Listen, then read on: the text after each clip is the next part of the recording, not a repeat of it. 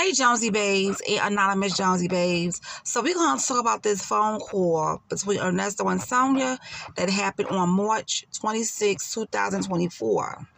Now Sonia is telling Nesto she may have some evidence about him being in Cali on a specific date. Now as I listen further, it seems as if maybe Nesto might have an alibi or Sonia is creating an alibi for her man. Her friend. So she might be creating an alibi for him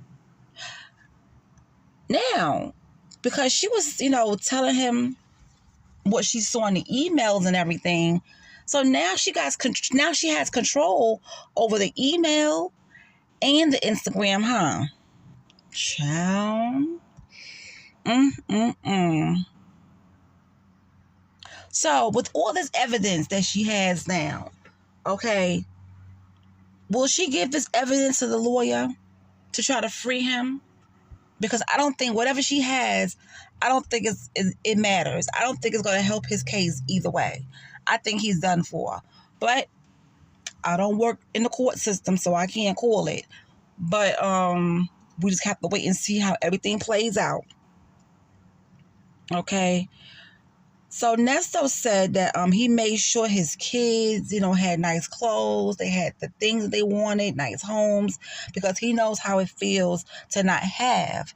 And that's what's his problem right there. Nesto never had anything. He didn't grow up with anything. So when he started getting things, whether he was robbing and stealing for it or scamming and jamming for it, it was always trying to get the best, the best things. And when he got with Shirley, honey, they was going on trips and he was in places that, he would have never been in rooms he would never have been in. And instead of him taking advantage of that and doing good with it, he destroyed himself and he destroyed his marriage. He destroyed his own life. But because he never had anything, that's why he was acting the way he was acting, getting the cars and getting the nice suits and dressing the best because he never had anything. And they always say when you don't have nothing, when you finally get something, you don't know how to act. And honey, that is so true. I've seen that in a lot of people. Okay. I wasn't born with a silver spoon in my mouth, but if I was to get $1 million right now, which is not a lot of money, baby, I know what to do with it. I'm not going to be out here scamming half of it out, to try to make more money. But but it depends on the person. So he never had anything, and that's why he was doing the things he was doing. And let me ask you guys something.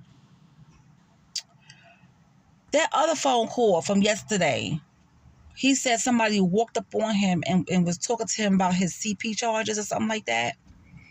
So, how would they know? Well, you know what? I can't say how would somebody in jail know because let me tell you something. In New York City, if you did anything to a child and you get locked up, sometimes the COs will put a little bug in the other inmate's ear, like, yo, he's a CP, he's a CP, he a CM. You know what CM means? He got CP charges and stuff like that. And baby, they will be on your ass. They would be on your ass in jail. So maybe that's why, he was covered up his face with all that hair and had his hair all while so he could look unrecognizable. But how would somebody know in jail? Like, who told that person that walked up on him? But it doesn't even matter in a way because these phone calls are out there and you don't know who's listening, who's watching the video visits and saying, oh my God, this person is locked up with you and I heard this call, I heard that call, and this is his charges. So somebody was going to find out regardless. But he didn't sound so gangster when he was talking to Sonya about it. He didn't sound. So what happened to OG Nesto, the gangster? You know what I'm saying? What happened to him? Child, he getting old. He getting old. He not as quick as he used to be. But yeah. And they always talking about, police corruption and police department corruption in Roswell. I did some research, and let me tell you something. It's a lot of stuff that goes on in Roswell and, Atlanta. There's a lot of corruption in police departments, okay? A lot. In New York City, home of the police corruption. All right? So it's corruption everywhere. Now, I remember back in the day, I'm not sure if you guys remember this case, but it was a case that happened with the 70th precinct in New York City. Abner Louima, August 9th, 1997. I will never forget that. I will never forget what those police officers did to that man. Oh, it was horrible. If you know the story, you know the story. If you don't know the story, look it up. Maybe one day I'll talk about it, but it's still disturbing to me. A lot of stuff has happened in New York City with those daggone police officers. It's just crazy. It was a time where certain places in Brooklyn, black people were not allowed to be. In the 90s, 80s, okay? Bensonhurst was mad racist. Bay Ridge was mad racist.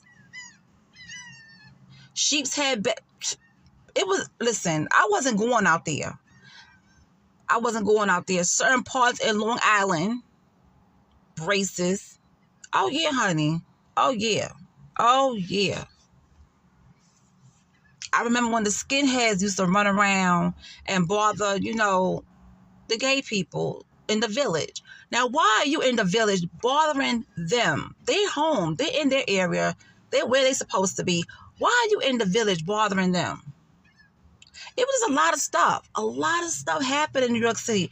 Honey, I could tell y'all a lot. I've been through it all. I read it in the New York Times, the Daily News, the New York Post. New York City was just a hot mess, and it still is. But there's police corruption everywhere. Unless you're in a small town. And small towns, honey, have their secrets and have their own mess going on. So there's a lot of stuff going on everywhere. But with Nesto, he was just out there doing too much. He was doing too much, and he got himself caught up. Now, do you guys realize every time Sonya talk about or mention Erica, Nesto don't have nothing to say. Mum's the word. He's mad quiet every time Sonya talk about Erica. Very quiet. No response. Next subject, please. Oh my God. But anyway, I just wanted to come in and just talk about that for a second.